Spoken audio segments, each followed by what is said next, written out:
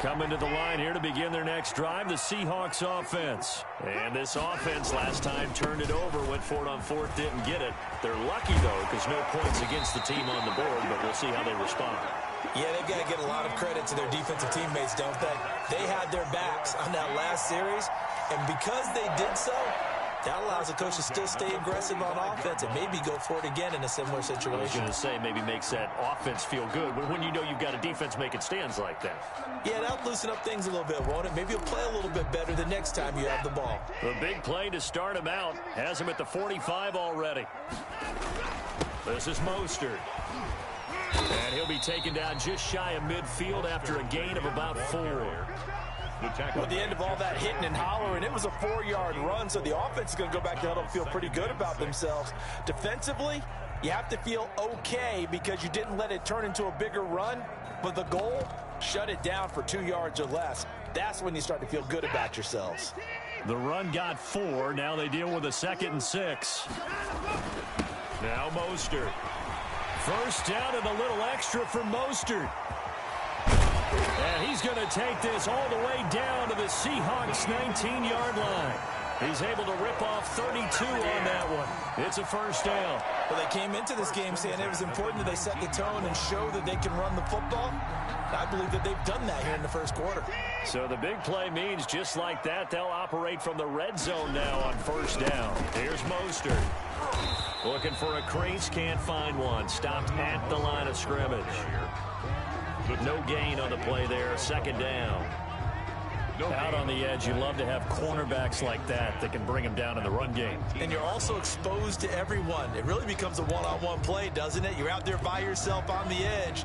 The best ones know how to make the play, and we just saw an example of it right there. They'll try the air now with Watson. Flushed out right. Now he'll pull it down. Oh, the ball is out. Watson lost it, and the Seahawks have picked it up. I know many talk about the kick return as maybe the most exciting play in football, but any type of a return where it's a change of possession, where the defense gets the ball, that's exciting too, but it's not just an accident. Once they get the football, they've worked on finding people to block, creating running lanes for the guy with the ball, and protecting him, and this one was a long run. Absolutely, they did all of that and more. Looking to find a lane, but he can't. Reined in at the line of scrimmage. They'll say no gain on the play, and it'll be 2nd and goal. Leads to 2nd and goal at the 8-yard line. Nothing on first down, so the ball remains at the 8-yard line, 2nd and goal. One more time with Mostert, and he is in for the Seattle touchdown. An 8-yard touchdown run. And the Seahawks have taken a first quarter lead. That almost looked too easy, and I think thanks goes to the offensive line for making it look easy. Yeah, I agree with you totally on that one. I'm not sure how much everyone understands the preparations that go into a game for an offensive line, because there's a reason that running backs and quarterbacks give them big gifts at the end of the season after a big year. The consistency and the continuity it takes to know each other and execute their blocks is pretty impressive.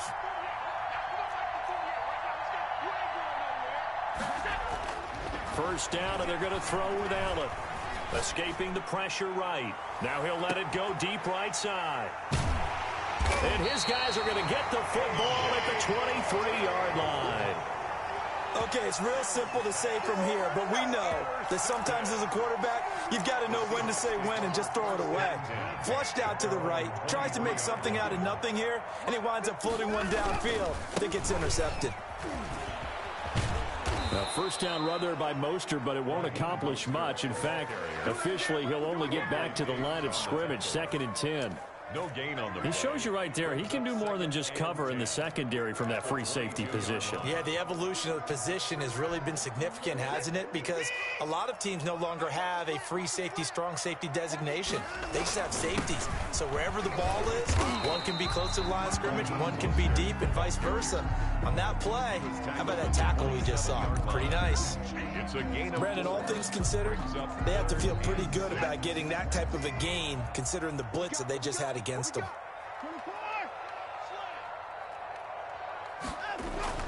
Throwing on third down, Watson. And able to get this one across the 45 before he's brought down. It's the first time that they've looked his way tonight, and he comes up with a first down on the play. 1st and 10 at the 46-yard line. Mostert. And he works his way forward for about 4 up to the midfield stripe. Tackle made. Well, on every play call, you realize it's not going to go for a touchdown. So a lot of your calls are setting things up for maybe later in the game, trying to establish the inside run with toughness now. Hopefully get to the perimeter later, and let's face it, you could do worse than a 4-yard run on first down. The score is Seahawks. After 1, 7-0 on EA Sports.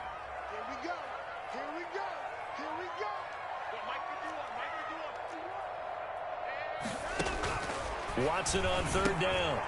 And he fires one that's intercepted. Picked off by Quandre Diggs. And they get the football. They'll set up shop at their own 49-yard line. Take over first. But when I looked down, he was kind of shaking his head right after he threw that pass. What did you see? Well, from a defense's perspective, anytime you have your eyes back towards the quarterback, you're in a position to make a play on the ball, whether it's a big-time play by you or an overthrow by the quarterback. You have a much better opportunity. Give him 5 on the carry there, and it'll be 2nd down. That's a really nice job by them picking up the run blitz and detecting it and blocking it and turning it into a nice run. And a lot of times you think if you blitz a running play, you're going to smother it. But a lot of the blitzers, they come in a little bit high. They don't have great leverage, and they're easily blocked and turned to the side. Still a couple yards short of the first as the 3-yard gain brings up a 3rd down. Some of the most unselfish players on any football team, defensive tackles, because we ask them to just eat up blocks, allow other people to make tackles. And when he can make a play himself, as we just saw there, that's a big day. He's got the Hall of Famer, Harold Carmichael. And he is going to have a Seahawks first down. They needed 3. He doubled that. He got 6. And it's a pickup of 6. First down.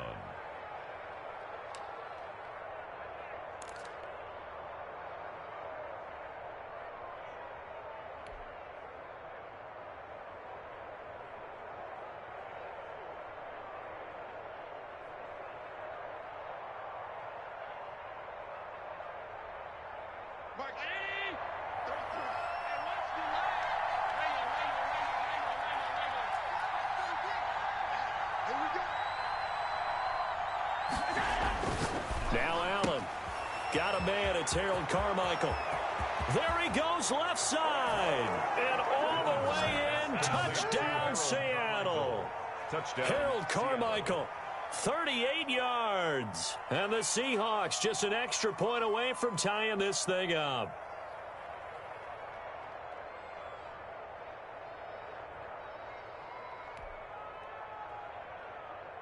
Sebastian Janikowski on for the PAT.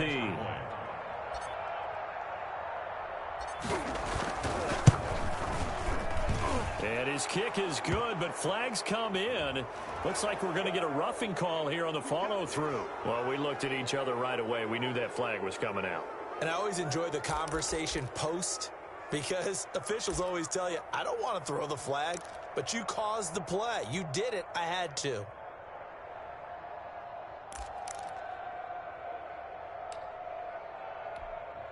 After the penalty, a fresh set of downs. It's 1st and 10. Let's make these babies come down and run. Check 9. They hand it off to Mostert. And he is met at the line of scrimmage, and he goes down right there. He was Call it no gain on the play, and it'll be 2nd down. No gain on the play. What an advantage having an elite guy in the middle of the defensive line, because not only does he take up the space and let the linebackers run free, but he can also make plays himself, as we just saw there. So after the run for no gain, here's 2nd and 10. From the gun, here's Watson. Going for Metcalf on the deep ball. And that will be incomplete.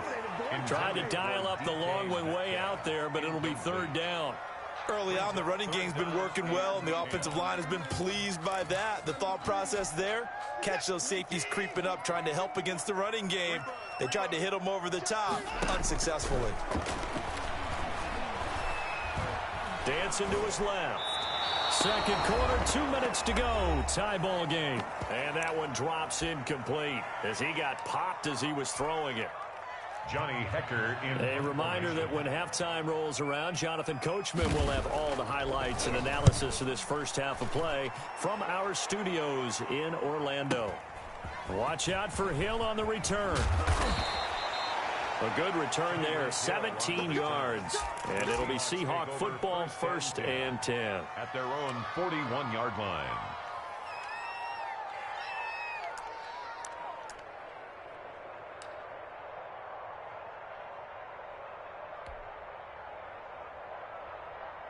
Here's the Seattle offense ready to get this drive underway. The last possession, these guys were able to tie the game with a touchdown. Now they'll have a chance to move out in front. Yeah, let's give a big assist to the defense who got the ball back. The special teams went out there, handled things.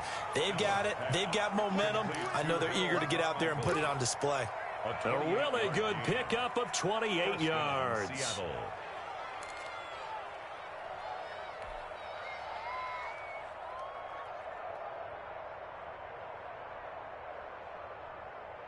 Line of scrimmage, the 31 now on 1st and 10. So the shotgun snap to Allen. A throw left side, complete to Harold Carmichael. And he will score. Touchdown, Seattle. Harold Carmichael with his 2nd touchdown here in this first half. And the Seahawks have taken the lead.